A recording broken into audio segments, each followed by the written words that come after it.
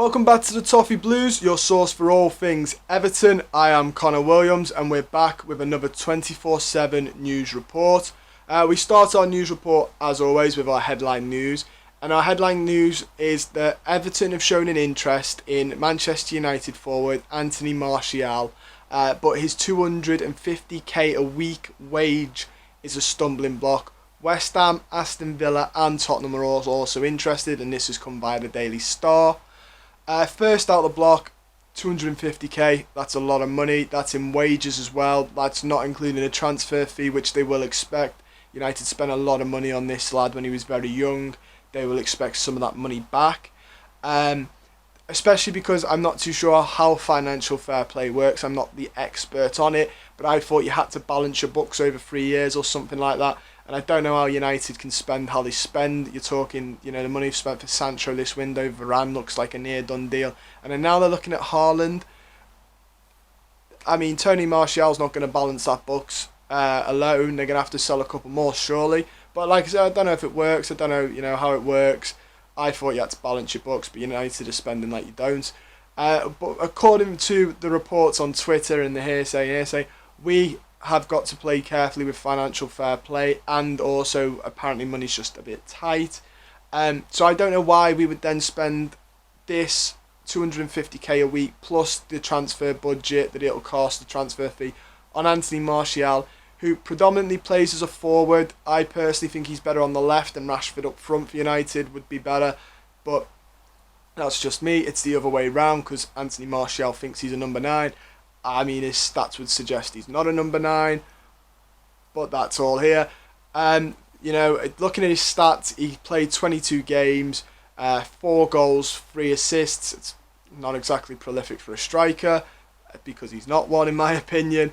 But if he thinks he's that, he thinks he's that. For me though, striker, we probably do need a backup. It's an expensive backup if we were to go for this option. But I think there's better players we could buy for probably a little bit cheaper or a little less wages, who would be an out-and-out striker as well, not just a winger who thinks he's a striker. And the problem with playing him on the left is we've got Richarlison, and unless Richarlison goes this summer, I can't see, Richarlison wanting to play second fiddle, and I don't think he would. I think Martial would be playing second fiddle to him. Although he's right-footed, he does like to cut in on his left, which is why I don't think he'll be playing on the right wing. Unless Rafa Benitez can, work some sort of magic to convince him that that's where he's better off. But then his crossing, I think, isn't his strongest point, so you want someone on the wing who can cross if you're going to play the way we do with DCL up front. I personally would mind it if we spent the money on better, on what we actually need. So in my opinion, we definitely need a right back, whether that be Aarons or Dumfries. And we definitely need a right winger. I mean, like I've just said, if he was playing right wing, you could count that in this category. But we're linked with Dwight McNeil, Chukwueze, and we were linked with Leon Bailey. Don't know if we'll get Bailey. Apparently Villa have had a £30 million bid rejected. So, but then I don't think Anthony Martial is going to be much cheaper than that, if not the same price. I think he stays within that 25 to 35 region. I don't think he's anything more than that. If he is, then I don't know how we will pay for that, or I don't think we should pay for that. But I would rather concentrate on those, get those, and then start padding out the rest of the team where we need. So maybe another centre mid. We definitely need a backup striker. And apparently we're after a centre back, although I think we have them in abundance, but we'll get onto that later. Also, I mean, it just doesn't make sense. This has come from the Daily Star, so you've got to take it with a pinch of salt. But you hear all these rumours about we're not going to spend and all this. And this is just a very expensive player all round. Wages, the fee will be quite big. This is just an expensive player. We also have the news that Rafa Benitez wants to bring Lenglet to Goodison Park on loan with an obligation to buy. That's come via the Echo. I've said, we're after a centre-back. I don't think it's the position we desperately need. Purely because we have Yerry Mina, we have Michael Keane, and we have Ben Godfrey. Just to name a short few that can play there. And apparently Benitez wants to get rid of Yerry Mina, so Lenglet might be his replacement. But I actually really like Yerry Mina. I think he's one of our better centre-backs, and on his day, one of our best. The problem with him is that he can't stay fit all the time. But he's a very, very good aerial presence. You could argue he's not the fastest, but that's why you combine him with someone like Godfrey, who's got the legs. Well, that's what I'd do personally. I know we pair him with Michael Keane, but I'd pair him with someone a little bit faster who can do the leg work for him if he was caught out. But he's just an aerial presence. Lenglet apparently didn't want to... We were reporting, a week ago, the reports were saying that he doesn't want to leave the new camp and he wants to fight for his place. So that already is quite a tough situation. He might not even want to come to us. The loan is a good idea. The loan option to buy is a good idea. In principle, it depends how much the fee agreed is. And it depends on what you do here. Will he have a good season? If so, get him. If not, it's a bit tough. There's a couple of times we've had centre-backs on loan. Kurt Zouma, not added an obligation to buy in, and he's gone back to Chelsea, and there's no way we're getting him. No way whatsoever. So at least this way, if he did have a really good season and we were like, sign him up, we have a little bit more power on our side, and the fact that there's an obligation to buy fee, it would just be getting the player to agree personal terms with the club. But like I said, I don't think he's a player we massively need. I am really focused on right back, right wing, then do what you like with the rest of the squad in terms of buy-in, but please get those two sorted because it will be embarrassing to not have a good right back and a good fast right winger. In my opinion, we'll just get teared apart by faster left wingers in the league. As much as I love Seamus Coleman, I think his days of being a first team player are slowly going behind him, and we just need that bit of pace down that right hand side. We need that pace. Obviously down the left we have Richarlison and Damari Gray, who played really well in the friendly the other day, which we'll get on to later on. I know on the right we've got Townsend, but we need another one. We need someone who's faster. Townsend isn't as fast as he used to be. We just need someone with pure pace and the ability to whip a ball in for DCL.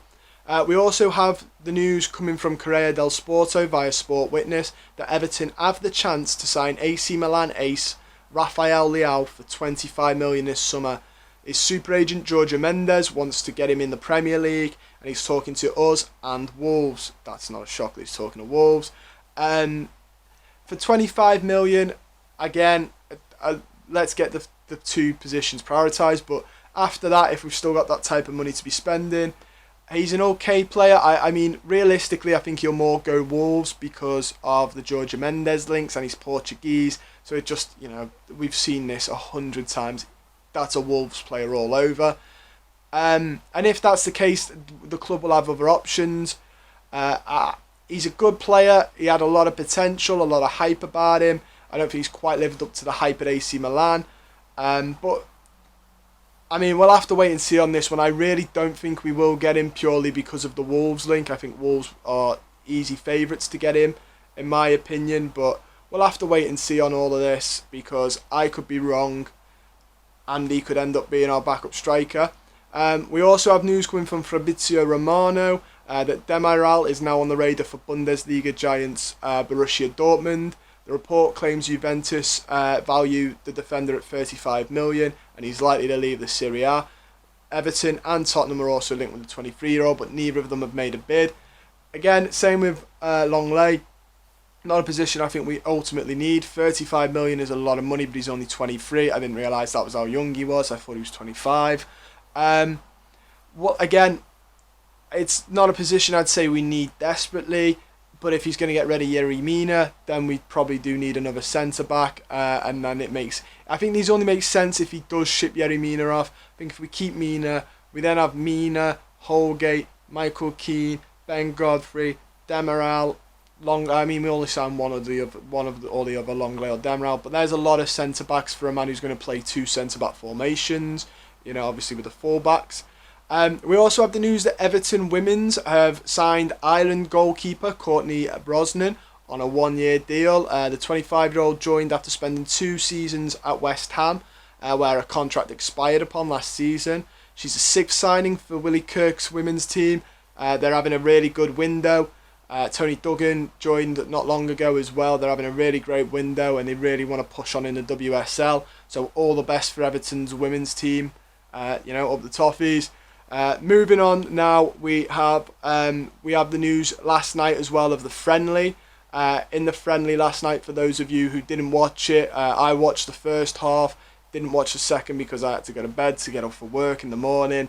But Everton drew 1-1 with Millonarios in the Florida Cup. It went to a penalty shootout. The goal from Everton they conceded a set piece, and then the goal for Everton came in the form of a Damari Gray penalty. It then went to penalties. Every Everton player bar Anthony Gordon scored a penalty. Begovic included scored a penalty and then made the save to win the Florida Cup. So we have won the Florida Cup, which was started. The team came out with Gru and the Minion from Despicable Me. It was all very surreal. It was a bit American, but it all looked like a bit of fun, and it was good to see some of the lads playing. Some highlights for me were Andros Townsend's, he hit the bar, real thunder strike, he cut in on his left, hit, which is what he's known for, hit the bar. He was really unlucky for that not to go in. It was an incredible chance by him. John Joe Kenny's Panenka penalty, and then a wink to the camera. That was quite a nice one to see. Damari Gray had a good penalty. Tom Davis's to note, and Shabamin's. Shabamin also had a really good game, it has to be said. He looks like a new player. I really do hope he can stay fit, because he looks like a buy that obviously Brands, when he bought him, thought he could be. He's just been an unlucky person with injuries, but he does look a really good player. Yeah, and obviously Begovic scoring his and then saving a penalty from the Millonarios keeper. Fantastic. I saw a lot of Blues from America at the game, a lot of Colombians as well, which obviously is the James Rodriguez effect. And it just looked like a really good time. So all of you American Blues that are watching, I'm glad that attended the game. I'm glad you had a good time. I'm glad you could see us win and hold the Florida Cup up. And finally, just to end on, there is also the news that Everton have started construction on the Bramley Moor site today, which is even more exciting news.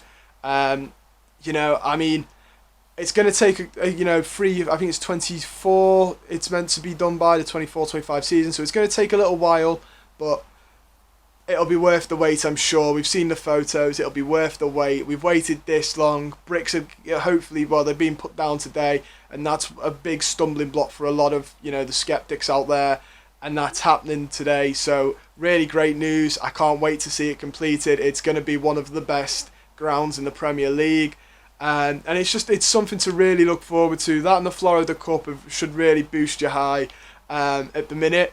But that is everything I've got time for today. Don't forget to like the video, share it with your friends, your family, anyone.